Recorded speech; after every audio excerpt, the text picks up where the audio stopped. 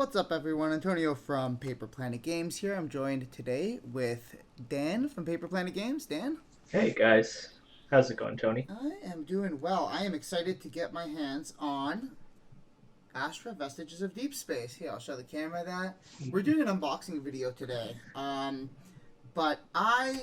Disclaimer, I am rocking a pre-production model, and you have the nice finished copy.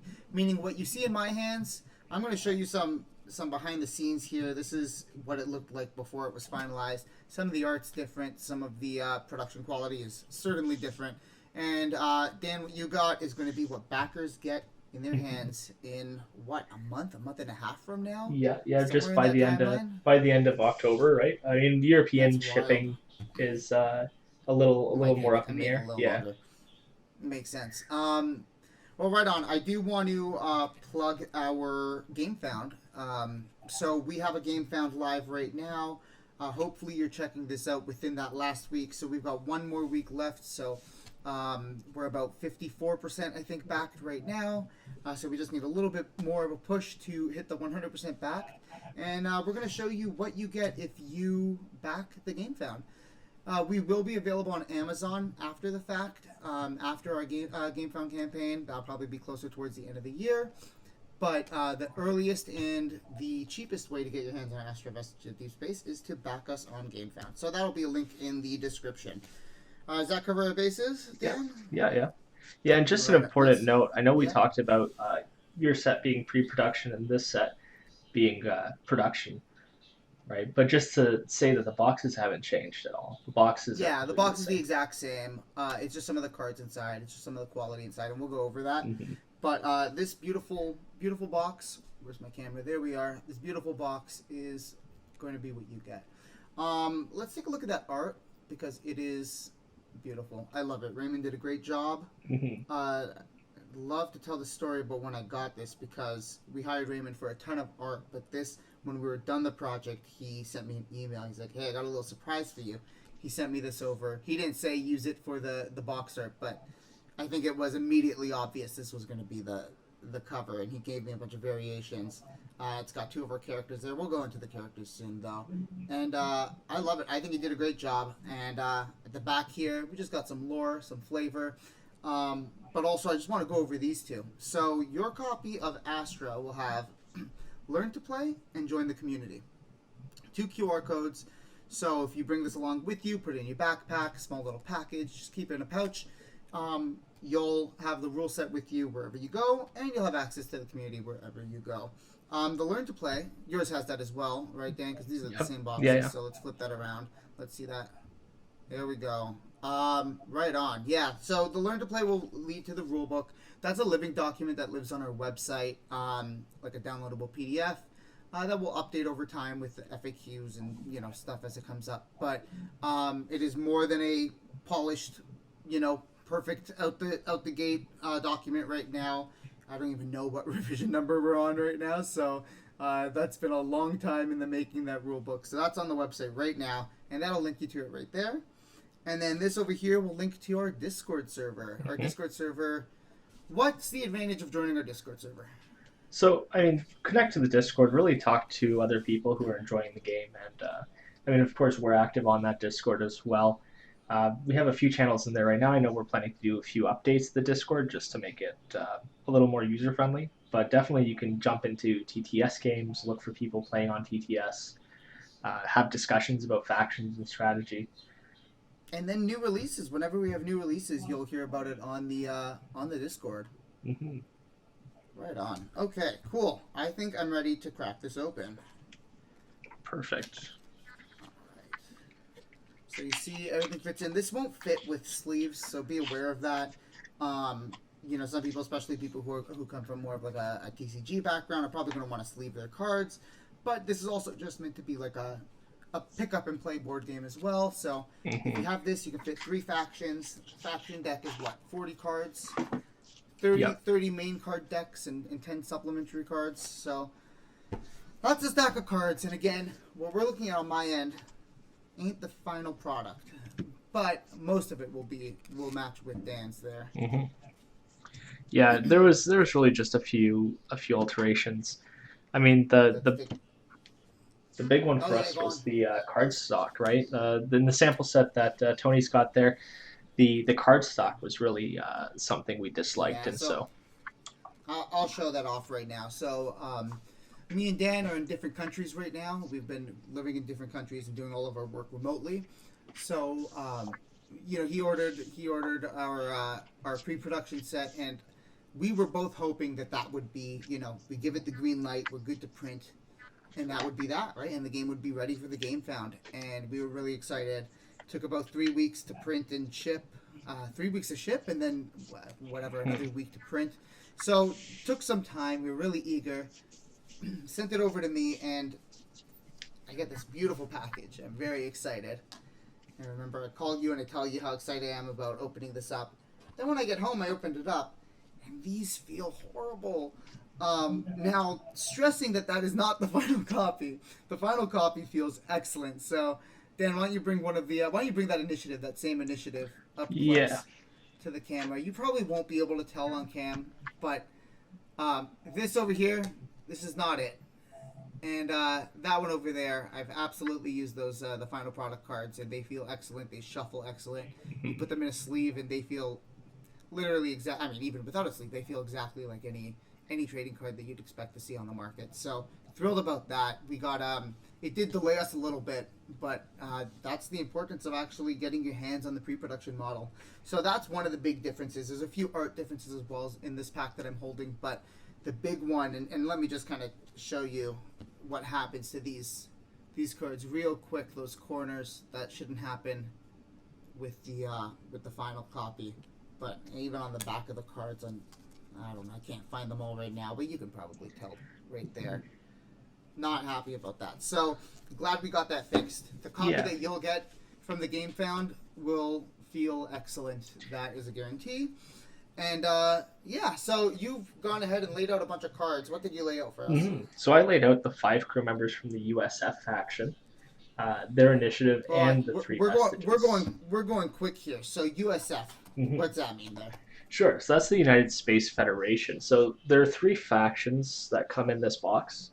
There's the USF, the Corvus crew, and the Explorers. So the USF are our military They're, faction from Earth. they're kind of the poster child. Like this art over here is USF art, and they're kind of the poster child of the game. They're the embodiment of humanity's venture into space. I feel like they're the military-esque faction. Very thematic faction. Very a lot of inner politics in the USF. And I think all of that's really displayed really nicely throughout the actual cards. So I'm going to pull out some. Why don't you show me some of the cards that you have there while I take them out here? Sure. Yeah. So we have the crew members obviously in front of everybody, but if we cycle through just some thumb, we see the accommodations, huge part of this faction. All right, there we go.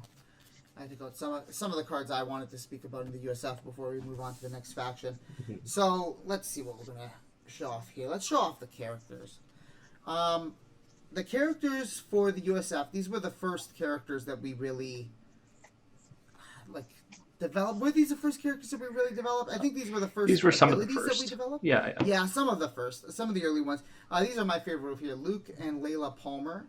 These are twins aboard the USF ship, and their abilities kind of represent that. They kind of need each other to do more. One is more passive, one is more aggressive. Their art kind of references that as well. Their flavor text references that. And just take a look at those over there. Now, if you take a look at my cards, you'll notice at the back, the wounded side that we call them, the back has this red border to indicate that it's wounded.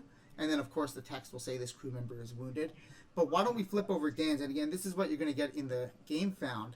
You actually have unique wounded art for each character. So that's, twice as much character art commissioned and designed for the entire set. So we're really proud of that change. That's, I think, the last change that we made. Mm-hmm. And I'm so happy we did. So all of the factions have their own art for the room cards. Rooms represent, obviously, the different rooms in your starship. And then all of the characters have different art for their wounded and their healthy side. So very proud of that change. Happy to show that off on camera. Yeah. And yeah, so each of these characters have different personalities, and their mechanics all kind of represent those personalities in game. So why don't you give me the quickest overview of kind of how you play, what you're going to be doing with those characters? Sure. So yeah, so as we begin playing Astra, right, we set these characters up in our ship where we desire them to be. So any of these characters can be your captain for that game, and any of these characters can crew any part of your ship, right? That'll go from player to player and how they feel comfortable strategizing, and where they find success in their games. Yeah. And let's pull out the vestiges right here. Mm-hmm. Also, wouldn't be bad to pull out some rooms as well. You have everything nicely laid out already, but I'm just pulling them out as we go. So we have 5 rooms, 5 characters. You're going to crew up, or you're going to what's the word I'm looking for? You're going to assign each character to a room. That's going to be their station for the entire game. So as Dan was saying, you know, you can change who your captain's going to be. The captain will go in the command deck, and then your comm room. Maybe I want Luke Palmer in the comm room. And you're going to lay out your board, and let's say you don't know how to lay out your board yet. Of course, you can read our rule book. You can check the back of these beautiful full art initiative cards that will tell you the position for each card. Again, the rule book will give you all that. But what I recommend, what I think will look the nicest on your table, is the playmat that you'll see on Dan's table right now.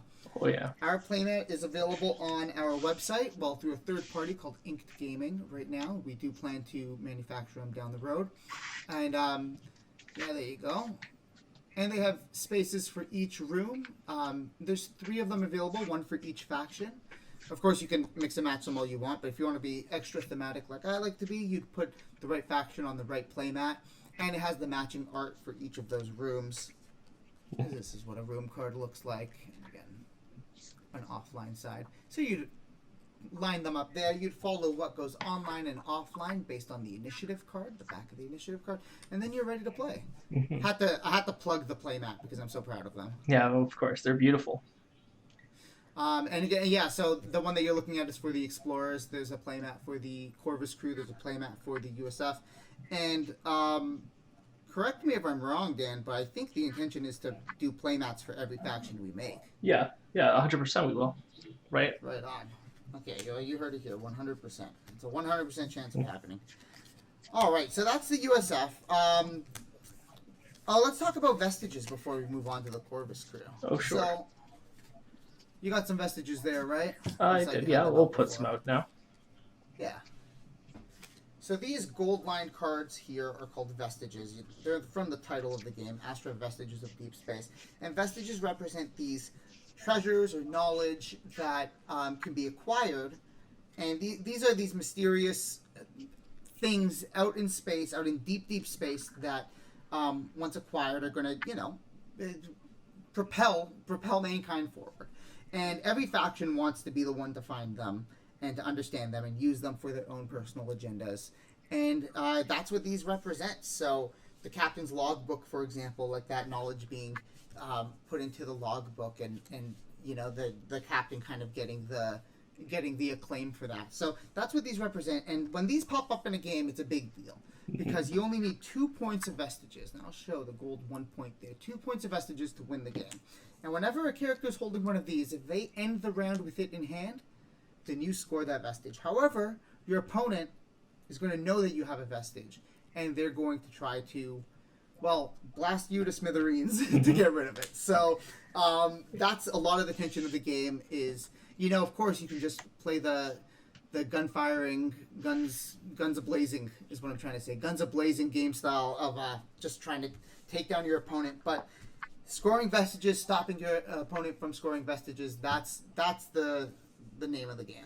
Oh yeah, and it really is just a back and forth of trying to keep your crew alive and try to score your own vestige while trying to stop your opponent. And like usually doing one will prevent you from doing the other. So like by targeting your opponent, you might be weakening yourself. You might be turning your systems offline, empowering the more aggressive rooms, but then your more defensive stuff is going to be going. So, yeah, that's such a small nutshell of what this game is.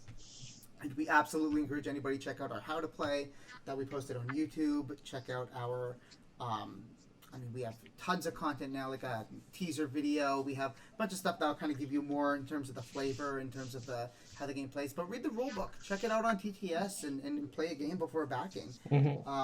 That's why we wanted to make sure that was live before the game found. And now with only a week left into the Game Found, now's the time. I mean, the Game Found is $5 cheaper than it will be on Amazon. It'll be, you'll get it at least a month or two earlier, at least at the minimum. So that's the best way to get the game. Anyway, that's the USF. That's our little military faction. But let's move on to the Corvus crew. Corvus crew is your favorite, so why don't you tell us a little bit about them? Oh, for sure. The Corvus crew is what you would expect out of space pirates. They're almost ragtag. They're most certainly violent. They're very scrappy. I'd say they're a very scrappy crew. I love this. I love this art over here. The starting configuration and infamy, the initiative card. Love that art. Second I saw that. Now that features Gamgee. Yep. Gamgee's the cook. Yeah, the grub master. The pirate cook. Yeah, the grub master Gamgee. The idea for him is simply, he's the cook keeping this crew alive, but what goes into those stews, you never ask him. You never want to know, you never ask him. His flavor text, you'd make a fine ingredient. So, very aggressive man, very tall and imposing here. I don't have the full art here. This is as close to the full art as we're going to see right now. But very tall and imposing man. And he'll go scavenging. These are, a lot of the Corvus crew members are very much scavengers as well. And they're going to be, looking for. I don't know. Can I talk about Nikki, or is that a little bit too? No, why not? Let's talk about it. Looking for drugs, looking for ingredients, looking for jewels. They all kind of have their own motives, and part of the fun of the game, I think, is going to be narratively discovering all that, discovering what these guys are all about. So look at Nikki 9 Lives over here. Again, you have the reverse side art, so I'll just keep it to the healthy side. But Nikki 9 Lives was your creation, and he's one of my favorite characters thematically, and he's definitely one of the strongest characters. Yeah, and when we first started talking about him, when everything was pen and paper, we thought he would be the worst crew member in the game. So let's say what Nikki 9 Lives does. Nikki 9 Lives, the first time Nikki 9 Lives would be destroyed, heal him. So the first time he would be completely, wounded and then afterwards destroyed, he comes back. And I thought that was really clever and funny. And we put Nikki 9 Lives and the 9 is crossed out and it says 2 lives. We thought that was a lot of fun. But what we actually found is he does really, really well holding Vestiges because you just can't get rid of him. So we added this after a bunch of playtesting with Nikki.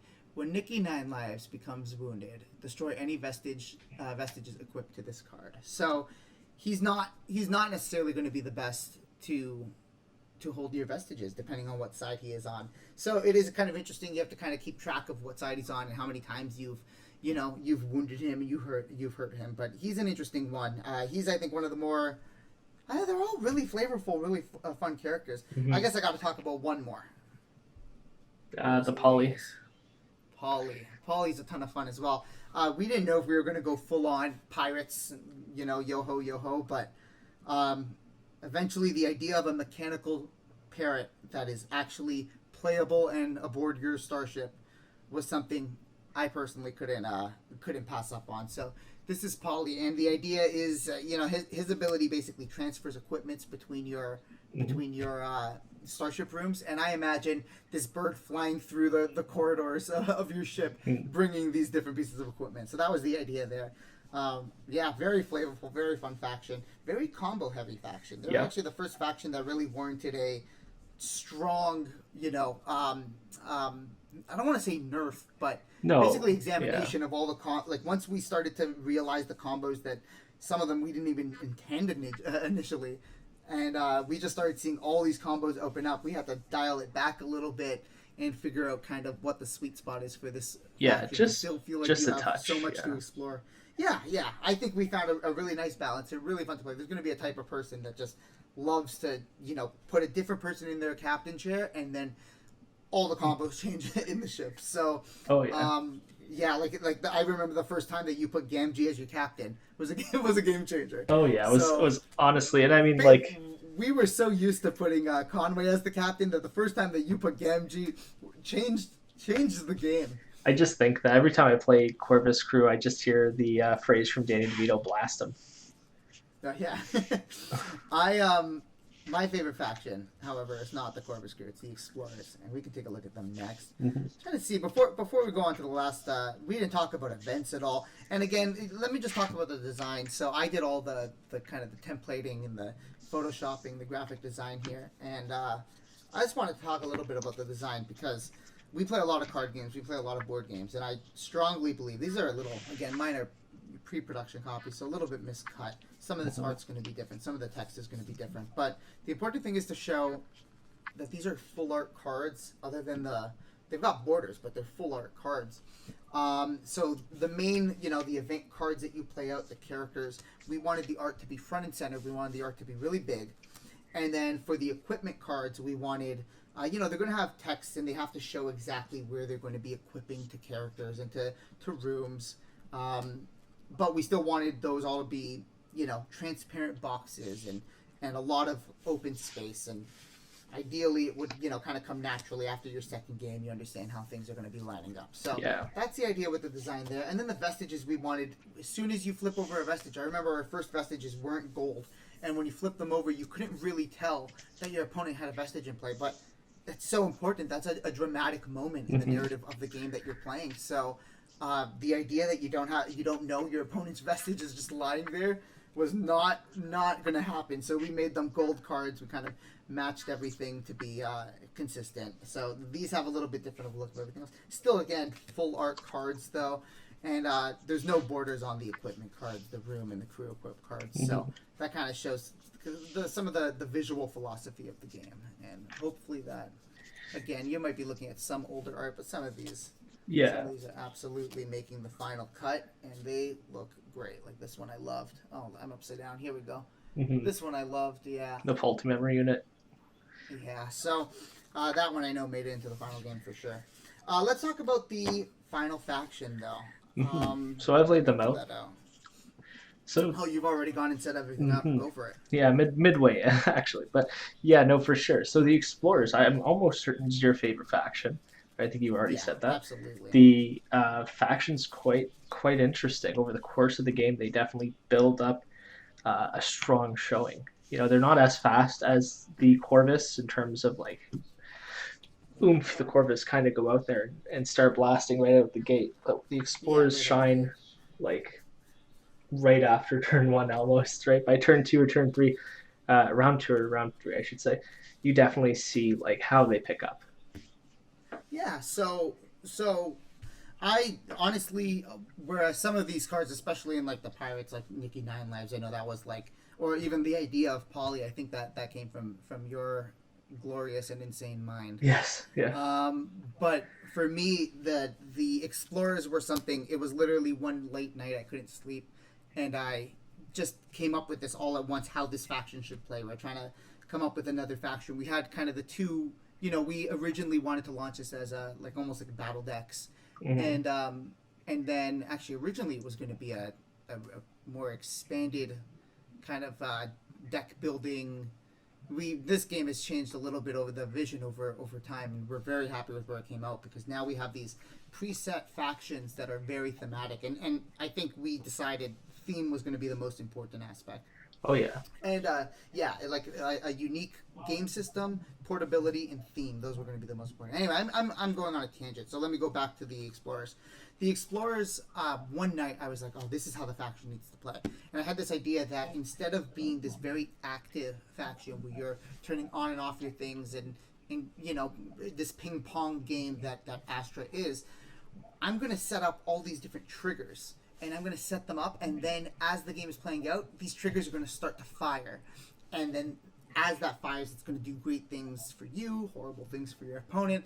And your opponent has the option to, attack those characters who have those triggers, or who can trigger things, or who have the things that can be triggered, and that's how they're going to disrupt you. They're not going to. It's not just going to be the back and forth. It's going to be a little bit more meticulous, a little bit more. Well, he may not be a threat right now, but he's holding that card, and that card is going to mess you up later. So what do you go after? Do you go after the threat, or do you go after the guy who's going to make everything kind of fall into place later? That was the idea. Easily my favorite faction to play now. It took obviously one night to come up with the concept and write it all out in a Google document, but then it took much longer to actually balance it and figure out the cards and change the art. A lot of this art, I think these are final, but a lot of the art has changed for this faction. A lot of the art has, yeah.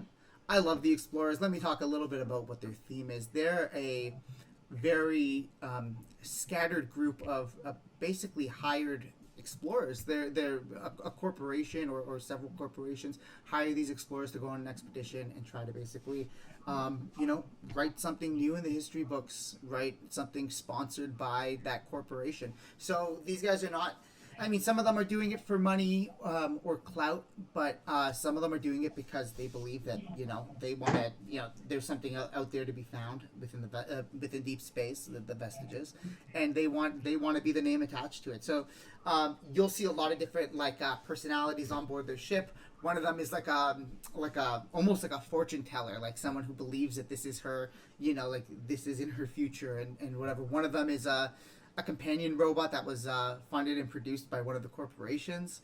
So there's a lot of fun to be discovered there. Well, we'll let you guys discover some of the characters and theme. But yeah, Dan went ahead and splayed out all those cards, and yeah, so I think that faction's got to be my favorite. But I can't wait to hear what everybody kind of gravitates towards. Oh yeah.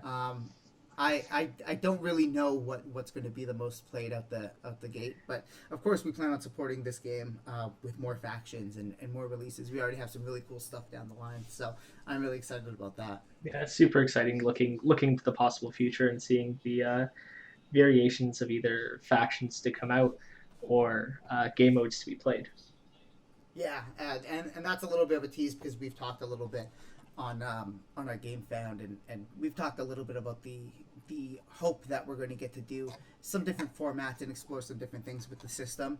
I think first we need to kind of really focus on having a healthy amount of factions to play, the different play styles, explore the mechanics here, but there's definitely room in this system to grow. And I think that's really exciting. This is meant to be Paper Planet Games' flagship product. So yes, we'll have other games, but this is our first big launch, and this is also something that we're going to return to, and we're going to expand, and with the most lore and the most, hopefully formats and factions. This is going to be our big product. So again, if you want to get in, the best way to do that is the Game Found, which is up for another, by the time this launches, 6 days. 6 days, yeah, ending the 24th of September. There you go, 24th of September. And we've had a great campaign so far. Already blew away my expectations, which I'm thrilled about. And now we have 1 week left, and just excited to get some more people. We opened up shipping. That's something that I should mention. We should open up shipping to Europe, to Australia, to all over the world, I think, pretty much. Pretty much, yeah. There's a few places, but if there's any interest through those places, we're happy to open those up. Just reach out, send us an email. Right on, so let's recap. So when you buy Astra Vestiges of Deep Space, you will get this beautiful box with cards in it, not just the box. You'll get this beautiful box, and you'll get those cards that Dan splayed out over there. You'll get 3 factions with how many cards in each? 40 cards each. So 120 cards. Yeah, 120 cards, 3 decks. And each of those decks is a standalone deck. So, essentially, and you can mix and match. You can do mirror matches. You can do Corvus versus Explorers. There's no compatibility or anything like that. And, or incompatibility, I should say. And yeah, so you buy this, you're good to play a bunch of different matchups with a friend. If your friend has it, you can do some mirror matches. And each of the factions has their own story to discover. If you go on our website, you'll read some lore there. Certainly more to be launched soon.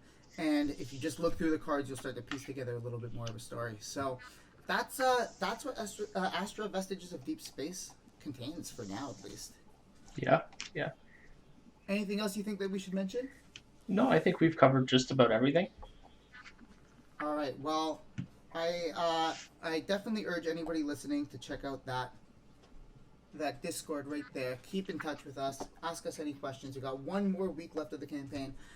Thank you for watching, and Dan, thanks for opening up the production copy of the game. No, thanks for jumping on with me. All right. Till next time.